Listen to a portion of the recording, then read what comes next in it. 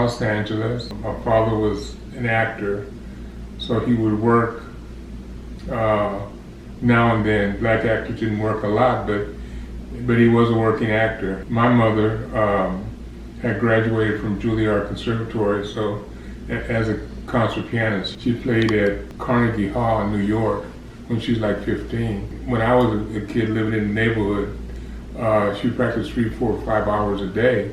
So all the kids in the neighborhood would be out playing, and they'd hear my mother playing the piano, and they go, "What kind of records are your parents playing?" "Well, no, that's my mom playing the piano." And no one believed it because she played so well. So eventually, when everybody found out that it was really my mother playing, she gave everybody in the neighborhood piano lessons. A couple of the kids ended up becoming professional musicians because of learning how to play the piano through my mother. And I just said, "Mom, I don't want to play the piano. I'd rather go out and play baseball, have fun." So she said, "Well, if you don't want to put the work and don't want to do it, I'm not going to make you." So everybody in the neighborhood learned to play the piano but me, unfortunately. I had the best teacher in the world.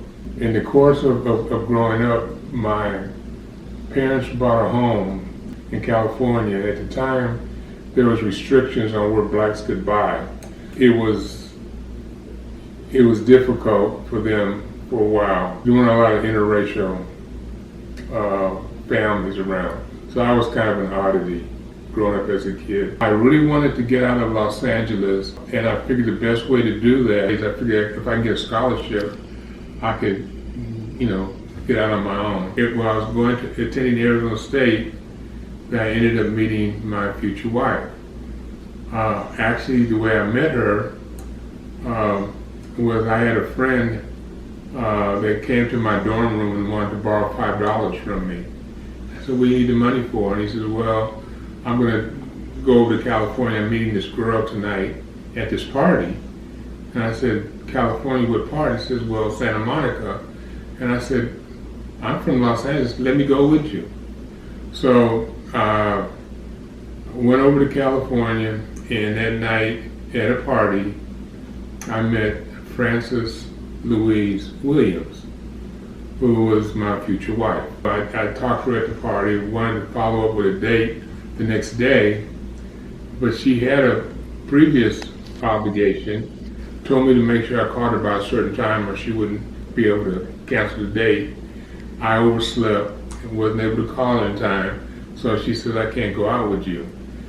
Fortunately for me, the guy who I had gone over to California with, his girlfriend, was really close to my future wife and convinced her to go out with me that night. Our long distance relationship was having some difficulties because it's long distance. And before I met your grandmother, my wife, I had been kind of out there chasing a lot of different girls. But as soon as I met your grandmother, I decided that she was the only one I wanted to be with. So I finally talked to her one time. She sent me a Dear John letter, I'll never forget it, saying that this long distance thing wasn't going to work and we were going to have to go our separate ways. And at the day I got the letter, there was I was taking one of my teammates' wives around, helping her to look for a job, and she saw I was upset, asked me why, and I told her, and she said, "Well, why don't you just have her come move to Arizona? Jeff and I have a 2-bedroom apartment. She could stay in one of our bedrooms." So I called her back and I said, "Look, do you love me, yes or no? If you love me, then what I want you to do is I want you to drop out of college, quit your job, and move to Arizona with some guy you know not that long, but who's in love with you." And she did it. I was in California and I was getting ready to go visit my parents who lived downtown. I was staying at my in-laws' house, which was in South Central, like Manchester and Broadway. And I was getting ready to go catch the bus, and my brother-in-law, Ray Williams at the time, said, "You can't leave the house wearing that sweater." I go, "Well, why not?" He said, "Because this is a Crip neighborhood and you have to wear blue." You can't wear red. You'll get shot.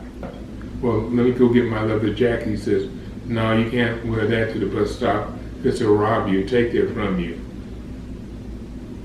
And it was at that time I decided I didn't want to raise my family in Los Angeles around that. That's how we ended up in Arizona, because I couldn't wear that red sweater to the bus stop. And it turns out that that particular area that I was in was where the Crips were first formed. And my brother-in-law knew some of the founding members. That's why he knew so much about what was going on.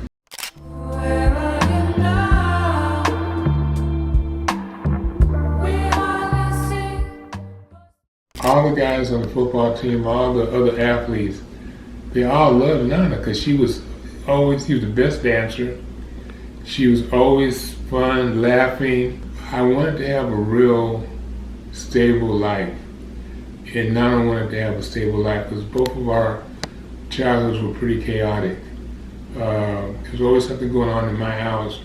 And she had moved so much as a child from the South to the inner city to Santa Monica.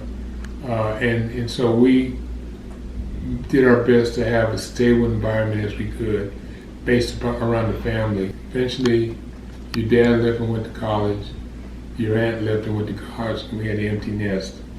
And that's when we got to reconnect and start to do things we wanted to do. Nana loved to dance and do social things. She loved plays, so we would go to plays. I know on her 40th birthday, I rented a limousine, took to a really nice hotel, and we went to a French restaurant, went to a really nice nightclub, did things like that. So had a great life. You know, during the course of our life, as we got older, you know, I began to sit and think about what it's like to marry the person that you love and spend like your entire life with them. And as we got older, I started to have some physical challenges. Nana was always extremely healthy. She never worked out per se, but she loved to dance and laugh, and she knew every neighbor, knew everybody. I felt that, you know, I was gonna be lucky because you know, she'd be there for me at the end. She's got so many friends, and she's got family that loves her, she'll be fine. So I thought I'm the one that's gonna probably be out in the cold, so to speak. Every year, as you get older, you go for a wellness exam. They test different things to see where you're at.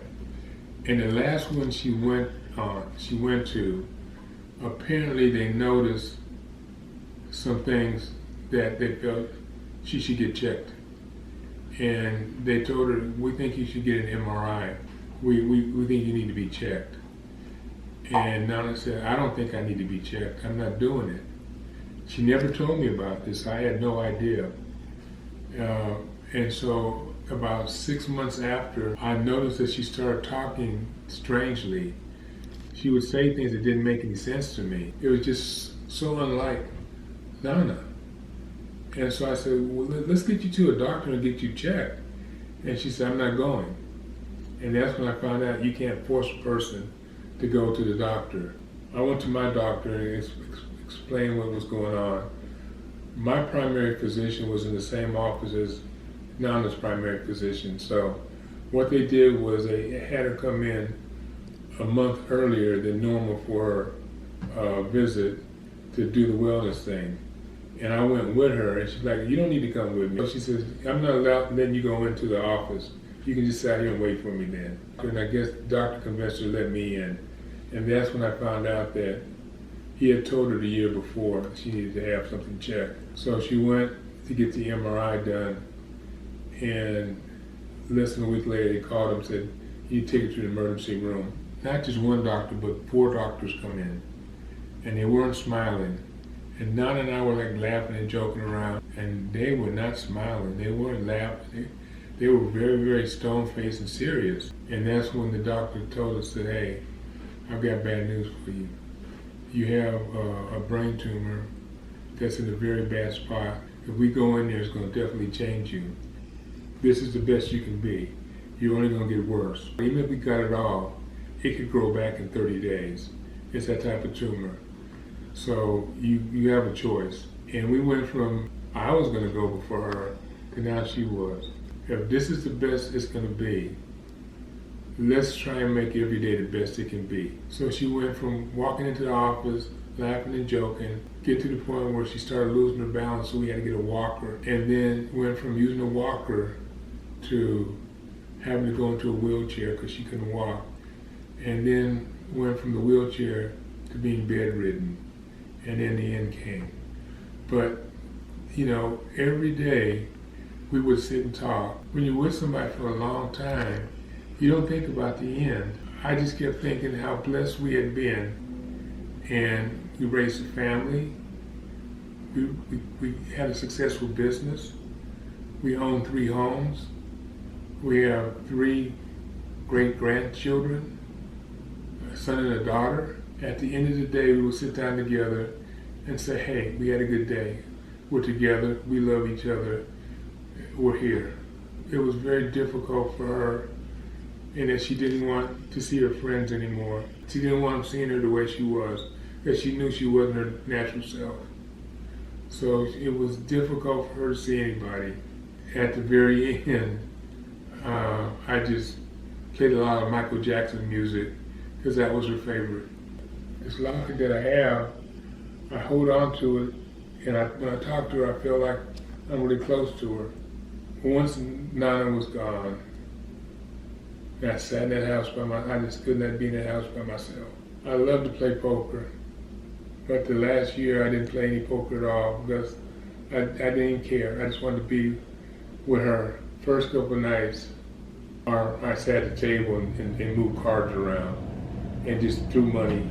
I went through probably, I don't know, $3,000 or $4,000 just because I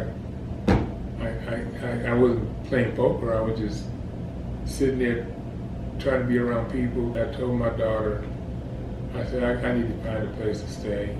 Can't stay here, I gotta get out of here. And that's when I started looking around and I found the Savannah House. That was one of the best trips that Dan and I took. And we stayed at this place called Shutters on the Beach. It's a really, really nice hotel. I mean, very expensive. I think it cost us $400 a day. It was really nice. And when I walked through the lobby of the Savannah House, it reminded me of Shutters. And I thought, oh my God, this place reminds me of where I enjoyed the most with my wife. And there was a baby grand piano in there, which reminded me of the piano that my mother had in our home when I was growing up. So that's why I chose this place, because it made me feel close to my wife, made me feel close to my roots growing up with my mother and stuff too. And so that's how I ended up over here.